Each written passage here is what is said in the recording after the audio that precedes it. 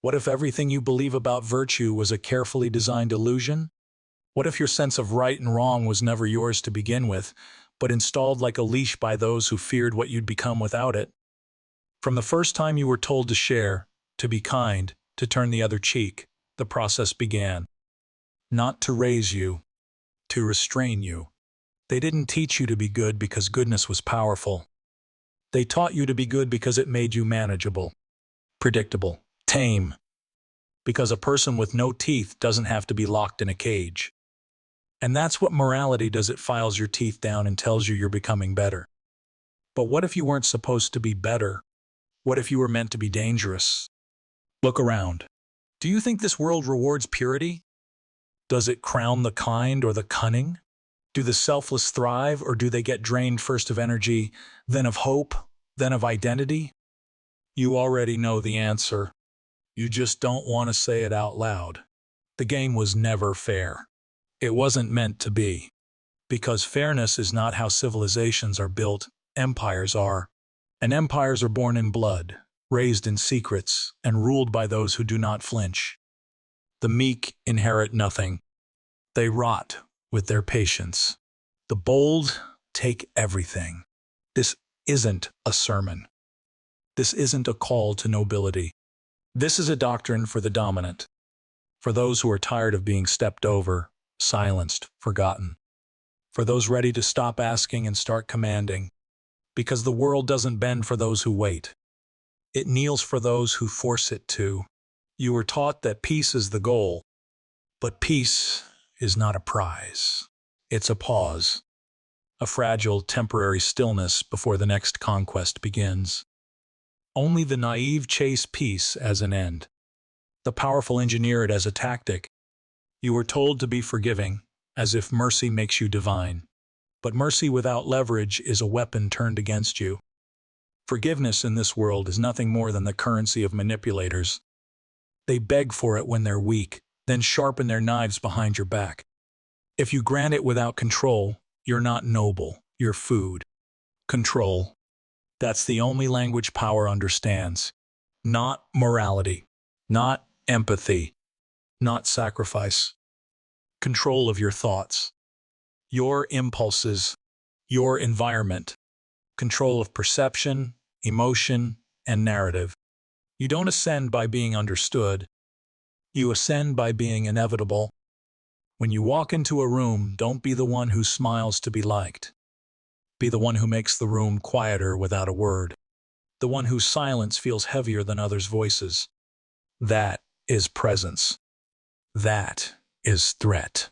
That is power. They'll say you're cold. Let them. They'll say you're heartless. Good. Because heartlessness is not a flaw, it's armor. It protects you from the expectations that bury kings alive. You were not born to please. You were born to prevail. And if you're going to rise, you cannot wait to be chosen. You must choose yourself.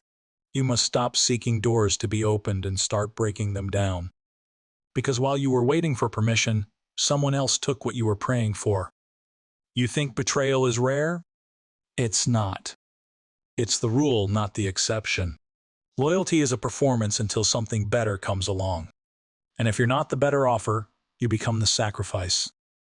That's why true power doesn't ask for loyalty. It engineers dependence. Make them need your presence, your approval, your guidance. Not because they love you, but because without you, they fall apart. Build systems where your absence becomes their collapse.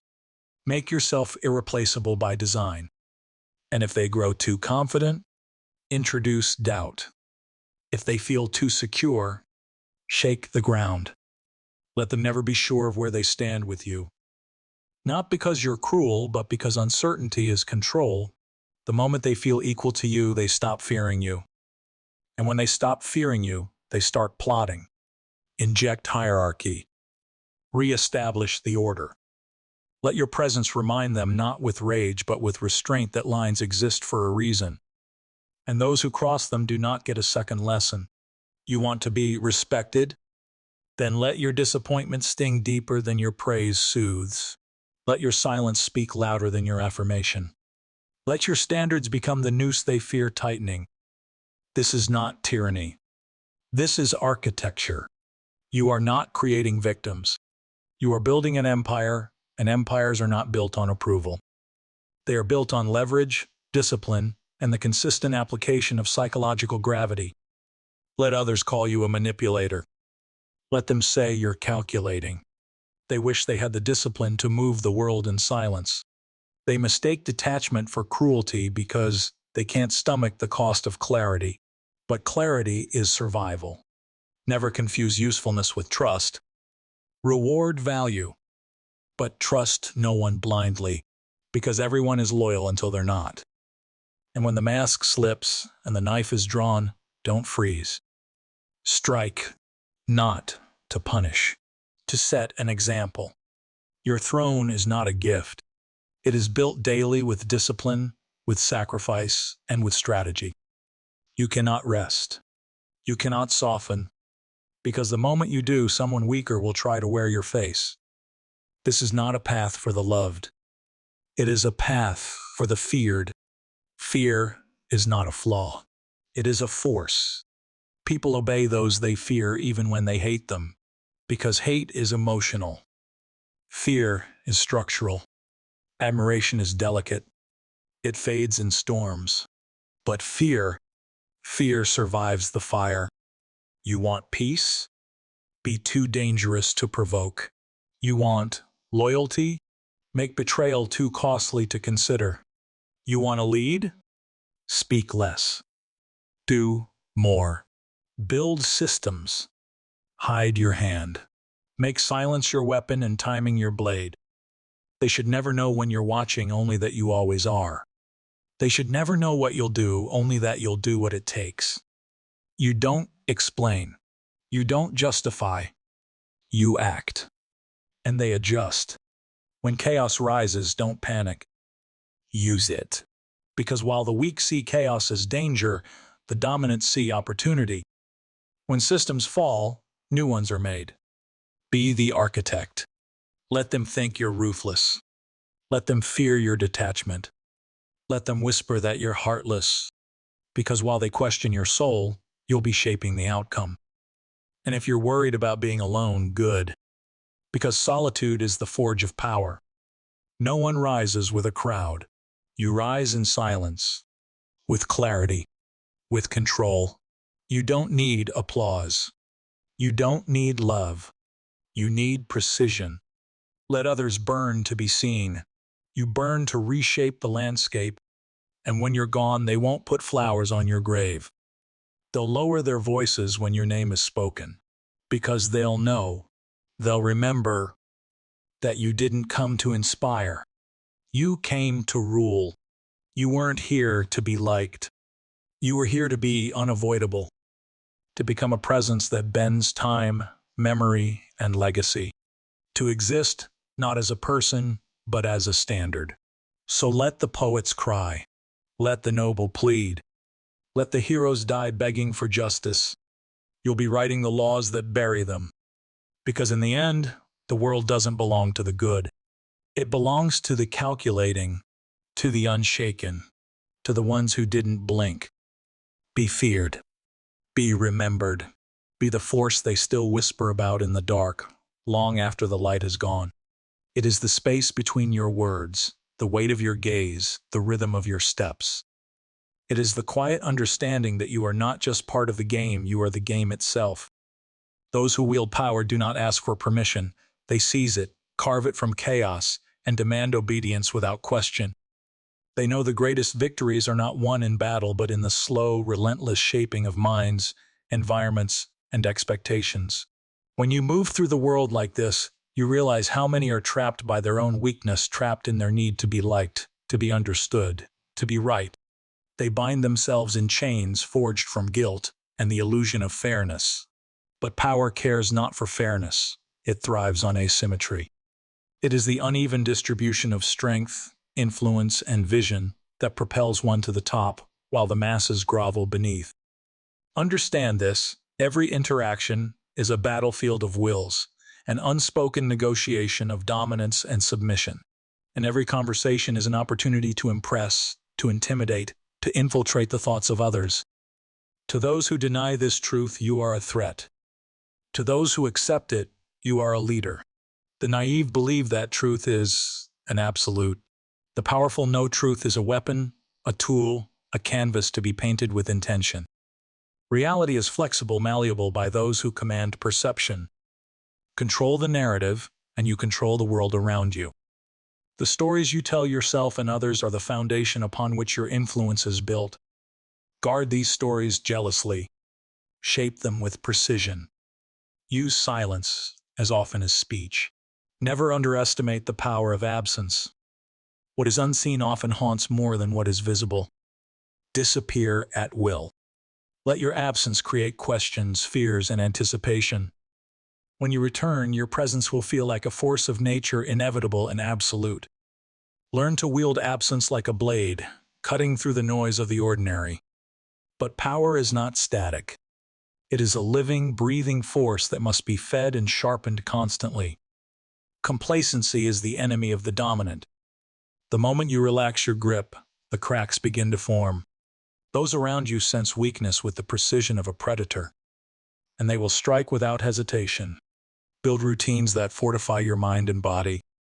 Master your emotions, for they are the foundation of your control. Emotions are the currency of influence. Master them or be mastered by them. Let anger be a tool, not a master. Let fear sharpen your instincts, not freeze your will. Train yourself to act swiftly and decisively. Indecision is the poison that corrodes empires. Remember, power is not displayed by noise or spectacle.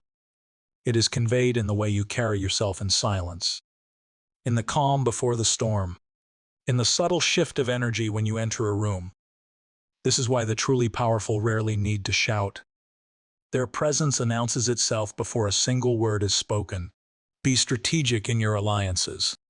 Every connection is a thread in your web of influence. Choose carefully who you bind yourself to. Some are anchors that weigh you down, others are wings that lift you higher. Recognize which is which and act accordingly. Do not be fooled by charm or flattery. These are the weapons of the weak trying to mask their ambition. Trust is a currency to be rationed, not given freely. Most betray not out of malice, but necessity. They are driven by hunger for status, security, or survival. Anticipate betrayal before it happens. Prepare contingencies that turn their treachery into your advantage. The dominant are always several moves ahead. Power is also the mastery of time. Control your timing like a maestro conducts a symphony. Strike when your opponent is off balance. Wait when patience serves you better. Timing is the difference between a failed attempt and a decisive victory. This is why impatience is a luxury only the powerless can afford. You will hear calls for kindness, for empathy, for compromise. These are virtues for the weak, the uncertain, the unprepared. True dominance is not cruelty, but clarity, the clarity to act without hesitation, to pursue your goals without distraction. This clarity demands sacrifice.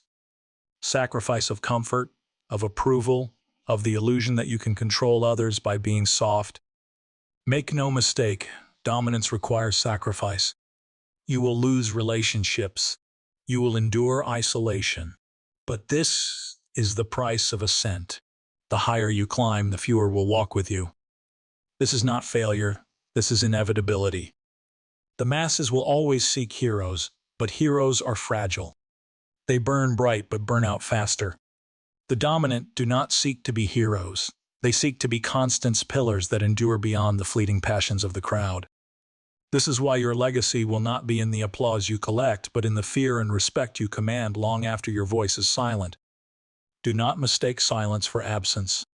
Your influence must seep into every corner, every decision, every mind. Like roots beneath the soil, invisible but unyielding. Your power grows not from spectacle, but from subtlety. From the way your shadow stretches over those who would oppose you. Remember, the world rewards results, not effort. Effort without impact is vanity. Make your actions count. Be deliberate. Be relentless. Never waste energy on battles you cannot win. Choose your fights as a hunter chooses prey with cold calculation and ruthless precision. When faced with opposition, do not flinch. Do not apologize. Do not explain. Your certainty is your armor. Doubt invites attack. Confidence repels it. Speak with authority or not at all. Power is a game of perception. You must be both seen and unseen. Reveal just enough to keep your enemies guessing, your allies loyal. Let your reputation precede you, filled with both awe and dread. People fear what they cannot fully understand. Master the art of influence not through force, but through suggestion. Words planted in the minds of others grow like weeds, choking out resistance before it can take root. This is why silence is a weapon more powerful than any scream. Because what is unspoken lingers longer in the mind. Never let your guard down. Complacency is the assassin of empires. Those who sit comfortably invite destruction. The dominant thrive in discomfort. They seek challenges knowing that each obstacle conquered is a new layer of armor forged. The dominant mind is always evolving. It absorbs new information like a sponge. It discards outdated beliefs without hesitation. It thrives on adaptability. Rigidity is the enemy. A tree that cannot bend breaks in the storm. Know this, the people around you mirror your energy. If you project strength, they will follow. If you hesitate, they will doubt. Leadership is not a role, it is a state of being. You must embody power at every moment. Use fear wisely. Fear is a tool, not a weapon. It must be calibrated. Too much fear breeds rebellion. Too little invites disrespect. The perfect balance keeps your domain secure. When you speak of loyalty, remember it is not earned by words, but by action. Consistent action builds trust. Inconsistency breeds suspicion. Be reliable in your dominance. Let your people know what you expect and that you will deliver. Never mistake kindness for weakness. Kindness is a strategy when wielded by the dominant.